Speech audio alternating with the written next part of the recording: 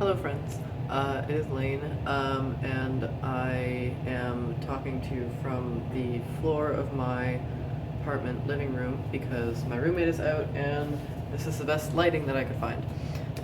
So today, after my last video, I got a lot of requests to do a video about polyamory, and I decided to do that. It's something that's been kind of new in my life of the past year, so it's something that I feel like I'm not really like qualified to give advice on to people because I feel like I'm still kind of like in the phase of like juggling it and like working it out. But I guess to people who have not tried polyamory or are looking to see how polyamory applies in like a non-binary or transgender context, then maybe I could provide some sort of insight by talking about my weird relationship situation. So basically, as I talked about in a previous video, Carmen and I, who is my long-term partner of 4.5 years, broke up in the late spring, and we moved out, which is why I'm living here now. And before, Carmen and I were mostly monogamous for most of our relationship.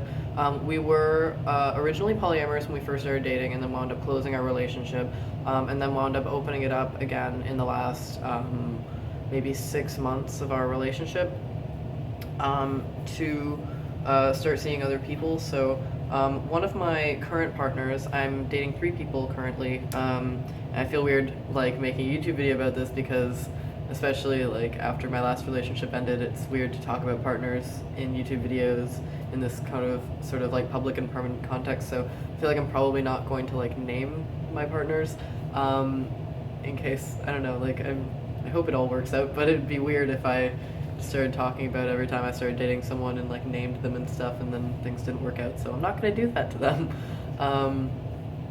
And so I'm dating 3 people right now, W, M, and R, and 2 of those people are non-binary. One of them is a girl, so I have 2 date friends and 1 girlfriend. The W and M are also dating each other, so I'm in a triad, which is what it's called when 3 people are all dating each other, with W and M. W is non-binary and M's a girl. And I'm also dating R outside of the triad, if that makes sense. So I'm in like a 3-person relationship with W and M, and then I'm also dating R, who has another partner who has another person that they're seeing. So I was actually thinking about drawing a diagram of like what my polycule looks like, to try to explain that, but I feel like it's somewhat complicated. Although I think I actually have something over here. One second.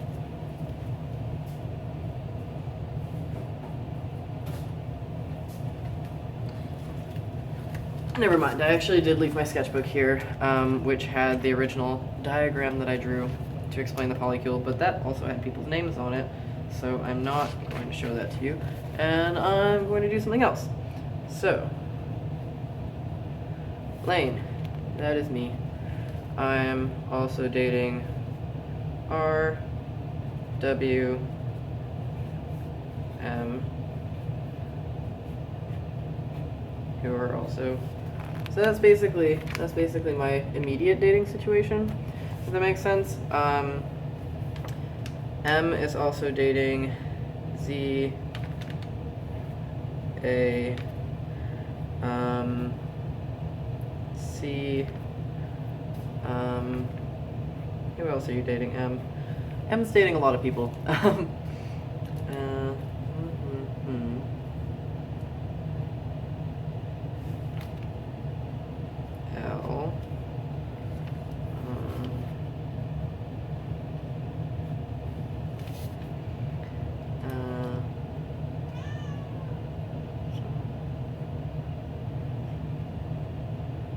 No, that is everyone. Okay, so this is what my immediate polycule looks like right now. So that's me. These are my partners. This is the triad that I'm in, and then I'm also dating R, who is also dating H. M is also dating Z, A, C, and L. So that's what that looks like. And if that sounds really complicated to you, it's because it is. But like, I don't know, since I started being polyamorous, and since like my last relationship ended, and the relationships that I've been focusing on have just been like polyamorous in nature, I've like found myself in a lot of like cool circumstances that I never previously, when I was monogamous, thought that I would be comfortable with. I think it's a lot easier to get into polyamory if you're dating other polyamorous people. Like, it's very difficult, and I think that that was a bit of a problem with my relationship that I had with Carmen, was that taking a monogamous relationship and turning it into a polyamorous relationship is very, very difficult. And to be quite honest, most relationships do not survive that process, especially if it's like a long-term relationship that has been monogamous that you're turning into a polyamorous relationship.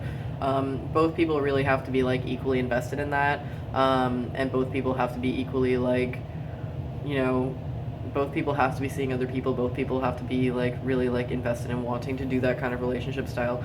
It's much more easy to make polyamory work if you just start dating people who are already polyamorous and all of your partners are seeing other people anyway, so it never becomes like a point of like someone wanting to be monogamous. And so like polyamory has been working out really well for me since I've just been in polyamorous relationships with other polyamorous people. And so that's been working out really well, and I found myself like jealousy was never like a big issue with me. Jealousy has always been, I think jealousy is a very like natural human emotion, and I think that it's important to address that and talk about that. But I've never been a hugely jealous person, and so but I always thought that I would have more issues with polyamory than I actually wound up having when I was in it. Pretty much the only like jealousy issue that I've had was that my partner W was dating M and me at the same time before me and M started dating. And when I first met M, I feel like I had kind of like a jealousy issue with them a little bit, because I thought that they were like the same type of person as me, or that they were like cuter or funnier than me. But like a lot of that was also just that I thought M was a really cool person, and I wanted to like get to know them as well. And then me and M started dating, and now it's fine. And now we're all dating each other, and it's fine. So that was really cool. And like I found myself in a situation the other day where I was like walking like to my apartment, and I was talking to W, and so I was talking to W about M and something that was happening with M and like their other partner, and I just had to stop for a second and be like, I am talking to my partner about my partner's other partner, and then like went out the next day and told my other partner about that. And like there's, I don't know, it's just been a really like cool like kind of like feeling of like familiarity, I guess, not in the sense of being, but like in the sense of like it feels family-ish, I guess, if that makes sense. That like there is no like there's no like expectation of monogamy. There's no like, everyone talks about their partners to their partners, and everyone like, it's very like transparent and open and celebratory. And I think that if you're going to go into polyamory, that really has to be the way that you approach it, and the kind of people that you do that with also have to be like very invested in polyamory for that to work out that way. And so yeah, but that's been really good. And so I guess like, since I mostly talk about gender on this channel, there are probably questions about how gender applies to that. It doesn't really, like, it doesn't, I don't know if, like, well, I don't know how straight people do polyamory, because I don't really know how straight people do anything, but, like, I feel like it would probably be different for straight people because they're, like, monosexual and they're only attracted to the other gender, and I don't know. I'm sure that's a different situation, but, like, for, like, queer and trans people who are all mostly of ambiguous sexual orientation, like, it's not weird. You just date who you're attracted to, and it's fine. Like, I'm like mostly attracted to like other non-binary people and women, so I mostly date other non-binary people and women. I'm not like closed off to the idea of dating men ever. I'm just rarely in a position of being attracted to them, and I'm not talking like, obviously, like cis women, cis men. I'm talking like women and men, all women and men. But like, yeah. I don't know. I think that like non-binary and trans people are much more likely to be polyamorous than straight people or cisgender people, because like I feel like once you are already queer and trans, there's not much holding you back at that point. Like, you have very like loose ties to all social norms when it comes to relationships and attraction and how you do things like that. So a lot of non-binary people I know and a lot of trans people that I know are polyamorous, and I pretty much only date other trans people. I mean, I might be willing to date a cis person if they were like super like, had the trans smart certification, but at this point, like, I only date trans people and non-binary people. So my gender hasn't really come into play in that. I consider myself to be a bisexual or pansexual non-binary person. My other partner is pretty much a bisexual or pansexual non-binary person. My other partner is a bisexual or pansexual non-binary person, and my other partner is a like prefers women but also non-binary people trans woman. So I don't know, our genders and sexualities didn't really like, come into play, so I don't really know how much like to say about that, because within polyamory, like, my gender identity as a non-binary person has never been an issue because I mostly only date other trans people. I guess, like, as far as terminology, like, that might be a question that people had. So, like, when I'm talking about my partners who are non-binary, all of my partners, I just call them partners mostly. I don't really do the whole, like, girlfriend, like, date friend, boyfriend thing very often. Sometimes I do because it's cute, but like for people that I'm dating that are non-binary, I use the term date friend because I think that that's cute and it sounds the most phonetically similar to hello. Hello.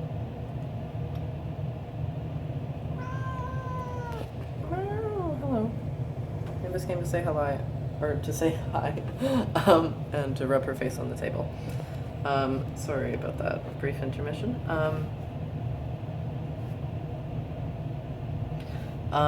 But yeah, so I call my non-binary partners date friends sometimes because it's the most phonetically similar and I just think it sounds cute. And then my girlfriend is my girlfriend, but mostly everyone's just my partner. And I'm actually heading out today because my girlfriend is, I guess I can use it in this context to distinguish who's who. My girlfriend M is like staying in another town right now because she's babysitting cats, and so I'm going to be busing out there later today to spend a couple days with her while she's doing that. And then our other partner W is going to bus up later, and I'm not sure if we're going to be there at the same time or if we're just gonna like tag off which one of us is taking care of him. But like, I don't know, the whole triad thing actually works out really well. Like, I've heard of a lot of situations, and like I think out of anyone that I'm dating has the most, well, not I think, I know out of anyone I'm dating has the most experience with polyamory, and they said that like the triad that we have is like kind of an exceptionally healthy one, an exceptionally like well-balanced one. So I don't know if that's like the normal experience for people who are in triads, that everyone kind of like, everyone likes each other equally and everyone, gets along like that, but that's the experience that I'm having right now. I'm in a triad and I love it and it's awesome. And sleepovers are difficult because I do have a queen size bed, but distributing that space is a bit of a task and there's not enough blankets. So I guess, like, word of advice, sleepovers are complicated if you're poly and doing that. But yeah, I don't know. I hope that some people who like get linked to my videos from like Reddit, like /Tumblr in action or whatever, wind up watching this video, because I feel like I get a lot of people on my channel like calling me, I have people on my channel like calling me a fag and stuff like that, or like calling me like whatever and being like, you just need to date people, or like, if you have this complicated gender identity, who's gonna date you or who's gonna love you or whatever. And I'm just like, lots of people. So, like, I'm not really at any shortage of people to date. But yeah, scheduling is the thing that I need to talk about. I'm sorry that this video is running on so long. I did not mean for this to be this long, but yeah, scheduling is really important if you're polyamorous, and I have been really bad at that, because I generally don't make plans. I generally sit on my ass and wait for people to make plans with me, because I have social anxiety and like to spend time alone, and I feel like if I don't take time to myself, then I won't get time to myself. And so, hello, do you want to say hi to the camera? No, you don't. Okay, that's fine. But yeah, so, I'm not super great about making plans because I don't really schedule things. I just like all of my partners all live pretty close to me, I mean, like maybe 20 minutes transit away, but my one partner lives like literally across the street from me, so I don't really like make plans, which is not good. You should make plans and schedule and lay out a calendar and shit. But basically, what I've been doing is like, to compensate for that, I schedule everything retroactively, so I keep everything in my Google Calendar, and then like when I wind up hanging out with someone, I just like plug it in so that I at least have like a history of when I've seen whom and when, so that I know like how long it's been since I've seen each person, and like if I'm seeing someone a lot more and need time for other things, like I can see kind of like where my priorities are going with that. So I think it's really important to keep a schedule. It's really important to I basically just have like labels of like what time I spend with different people, and they're all like color coded.